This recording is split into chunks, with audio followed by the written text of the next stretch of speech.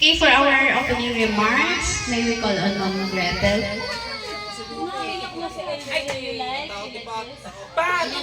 Ang layo ko kaya, hindi nga nakaharap. Again, for our opening remarks, Miss Gretel. Yan, nag-iyak na yung bata.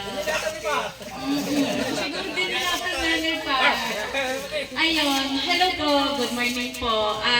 Masaya ako na nakikita kayong lahat na nandito kahit malayo at napakadaming obstacles na ating dinaanan ay nakarating kayo ng matiwasay dito. Ang hiling ko lang sa inyo ay kayo ay mag-enjoy at isa ka sa humahanga sa team ninyo, sa mga ginagawa niyo lalo-lalo na sa TV. Hopefully you guys keep up the good work, always do your best at saka lead to each other, wala namang masama doon. And hopefully you, sa 22 ay tayo ay maging buo at maging sama-sama. Ako si Pat ay huwag na natin isama. Uy, oo nga no. Okay po. So yun lang naman, sana ma-enjoy nyo yung araw na ito. Mamaya kami ay magpapaalam ng medyo maaga-aga at palayas. Ano po? Salamat! Thank you, ma'am.